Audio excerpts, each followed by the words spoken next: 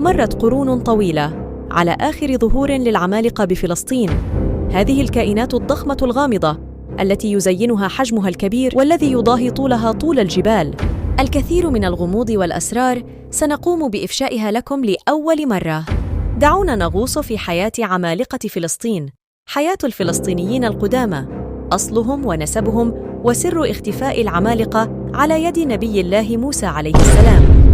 الاسم الرسمي: فلسطين، العاصمة، القدس، اللغة الرسمية العربية، النظام السياسي رئاسي، العملة الدينار الأردني والشيكل الإسرائيلي، الموقع جنوب غرب قارة آسيا يعترف بها أكثر من 135 دولة، العدد السكاني 11 مليون نسمة، منهم 4 مليون في فلسطين وحوالي 6 مليون في الدول العربية والأجنبية. أصل الفلسطينيين هم كنعانيون أصليون، ومنها ارتبطت تسمية كنعان بفلسطين. عرفت أرض كنعان بالأرض التي تتدفق بالحليب والعسل، تميزت بعراقتها على مدى السنين. ويقال أيضاً بأن الحضارة الفينيقية هي نفسها الحضارة الكنعانية وفقاً لما جاء في العديد من النصوص، وسميت أرض كنعان بهذا الاسم إشارة إلى الكنعانيين، حيث يعتقد في التوراة بأنهم أحفاد كنعان بن حام، وهو حفيد سيدنا نوح عليه السلام. ولا نعلم للكنعانيين ذكراً في القرآن سوى الإشارة الواردة في قوله تعالى: قالوا يا موسى إن فيها قوماً جبارين وإنا لن ندخلها حتى يخرجوا منها، فإن يخرجوا منها فإنا داخلون.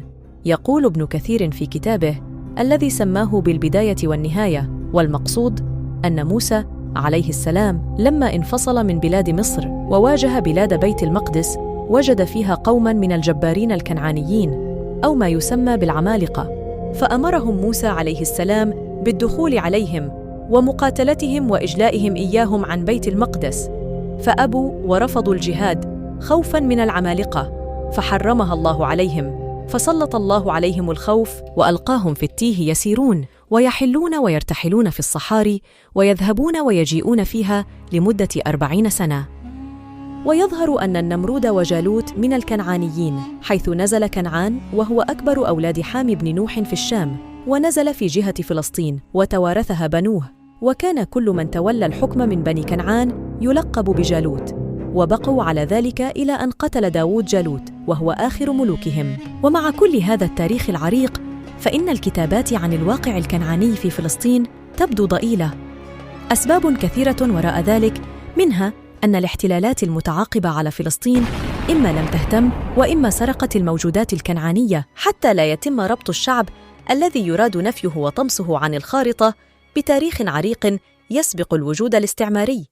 إليكم هذا السؤال: هل القضية الفلسطينية قضية سياسية ودينية، أم سياسية فقط، أم دينية فقط؟ الجدير بالذكر أولاً هو أن أغلب اليهود قبل نهاية الحرب العالمية الأولى هم من أصل أوروبي ويعيشون في أوروبا، ولكن ما أسفرت عنه اتفاقية سايكس بيكو واتفاقية سان ريمو غير كل شيء. فكان نتيجة هذه الاتفاقيات بأن تقوم بريطانيا، وهي الدولة المنتدبة على فلسطين، بتنفيذ وعد بلفور الذي كان يشغل منصب وزير الخارجية البريطاني سنة 1917 ميلادية. وكان يقضي هذا الوعد بإعطاء أرض بلا شعب إلى شعب بلا أرض، وهذا ادعاء كاذب قاله وزير الخارجية البريطاني. وقال أيضاً بأنه ينظر بعين الشفقة على اليهود وسوف يساعدهم بتمليكهم أرض فلسطين لإنشاء وطن قومي يهودي في فلسطين. إنما بين فلسطين وبين إسرائيل ليس صراعاً على الأرض فقط، وإنما صراع كذلك على الماضي والتاريخ أيضاً. فكما قال المفكر فراس السواح في كتابه تاريخ أورشليم والبحث عن مملكة اليهود الصفحة 9، حيث قال: يتحول الصراع على الماضي إلى صراع على الحاضر من خلال ابتكارات خيالية لماض يعاد بناؤه بشكل تعسفي.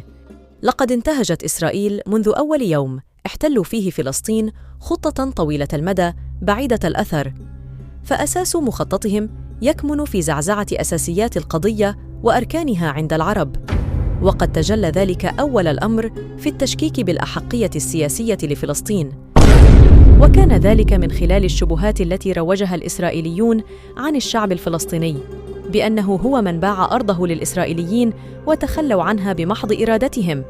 أولم يتخلى الفلسطيني عن أرضه؟ فلماذا أتدخل أنا؟ هكذا نجحت إسرائيل في التأثير عن الشارع العربي. وهذه الإشاعات والشبهات التي حاكها الخيال الصهيوني تلقفها بعض العرب، فبدأوا يشعرون بمأزق، وأن ليس لهم من فلسطين شيء يدافعون عنه من الناحية السياسية. وفي ظل عملية المحو المستمرة، وجد الفلسطينيون أنفسهم في مواجهة إنكار ماضيهم ومستقبلهم، وهم عالقون في حاضر سرمدي تحدد فيه القوة الاستعمارية الاستيطانية إسرائيل حدوده الزمانية والمكانية. يسمي الفلسطينيون غالباً هذه الحالة بالنكبة المستمرة، التي لا يتوقف فيها التهجير والطرد والتدمير، ويستعصي على الفلسطينيين التفكير في المستقبل، حيث ينصب همهم على تدبير أمور معيشتهم في هذا الحاضر المتدهور باستمرار، ولا سيما داخل فلسطين. يمثل المهجرون أو ما يسمى بعرب إسرائيل، أو من يطلق عليهم كذلك فلسطينيي الداخل أو عرب 48، نسبة 20% من عدد سكان إسرائيل باتوا مواطنين إسرائيليين منذ عام 1948، وهو عام تأسيس الدولة العبرية، لكنهم لا يزالون يتعرضون للتمييز، ويقطن الكثير منهم بالقرب من قراهم التي هجر منها أجدادهم وآباؤهم منذ 1948، حيث تمنعهم الدولة الإسرائيلية من العودة إلى أرض أسلافهم. ويتوقع العالم أن تكون السياسة الإسرائيلية تجاه الفلسطينيين عدوانية على نحو متزايد، حيث يستمر الاحتلال والاستيطان. ولئن لم يكن هناك ترحيل معلن للفلسطينيين، فربما يكون هناك ترحيل سلس من خلال جعل حياتهم مستحيلة. إن خطة إسرائيل هي ترحيل كل فلسطيني من غزة ثم ضمها لإسرائيل، وبعد ذلك سيبدأ ترحيل الفلسطينيين من الضفة الغربية نحو الأردن. خطة التهجير هذه رفضتها الأردن ورفضتها مصر أيضاً، ومن شأن هذه الخطة الإسرائيلية أن تخلق صراعاً عربياً إسرائيلياً جديداً. وبالرجوع إلى التاريخ، فإننا نرى أن الصراع العربي الإسرائيلي، أو بعبارة أخرى الحروب بين إسرائيل والدول العربية، يتكون من حلقات قصيرة بالغة العنف قد تمتد من أسبوع إلى بضعة أسابيع، تليها فترات طويلة من السلام مع احتمالية اندلاع مواجهات أقل حدة.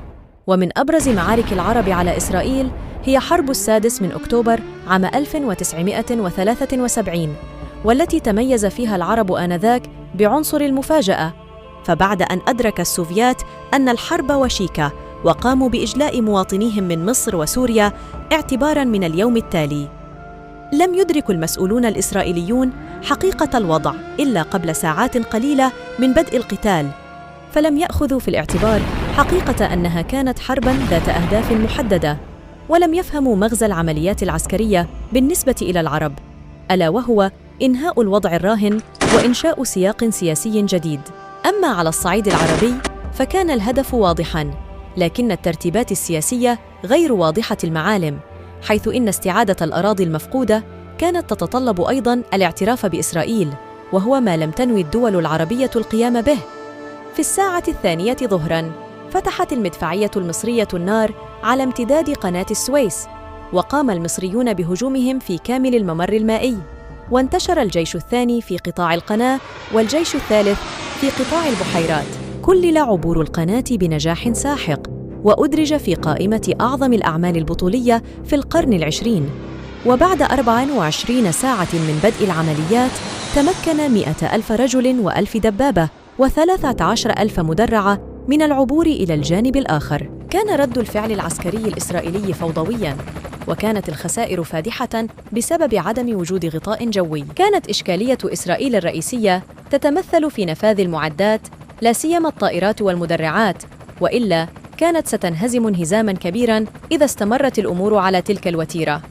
ولتفادي ذلك، تعهد الأمريكيون بتقديم المساعدة المطلوبة. بعد تردد أمريكي، دشنت الولايات المتحدة الأمريكية جسراً جوياً ضخماً لدعم إسرائيل. أصبح الإسرائيليون في موقع قوة، حيث بدأ الجسر الجوي الأمريكي بإمداد إسرائيل بالأسلحة، وبدأ احتياطي المدرعات المصري والسوري والعراقي ينفذ بشكل كبير، كما حال الأمريكيون دون تدخل عسكري سوفياتي. وبعد أن اشتدت المعركة بين الطرفين، ومع تزايد الدعم الأمريكي، تبين للمصريين والسوريين وباقي الدول العربية المشاركة في الحرب أنهم يقاتلون ضد الولايات المتحدة وليس إسرائيل بسبب الجسر الجوي، وأن النصر أصبح مستحيلاً. لتدخل الحرب مرحلة المفاوضات التي أعلن عن نتائجها مجلس الأمن، والذي دعا إلى وقف إطلاق النار الفوري. في 26 أكتوبر 1973 دخل قرار وقف إطلاق النار حيز التنفيذ، وتولت الدبلوماسية زمام الأمور، وهو ما أفضى إلى اتفاقيات فك الاشتباك، وهو ما مكن إسرائيل من استعادة قوتها وعدم تقديم سوى قليل من التنازلات. إن إحلال السلام وإقامة دولتين مستقلتين تعيشان جنباً إلى جنب في أمان واستقرار يعدان أهدافاً مهمة تسعى المجتمع الدولي لتحقيقها. لا تنسوا الإعجاب بالفيديو والاشتراك في القناة وتفعيل الجرس ليصلك كل جديد.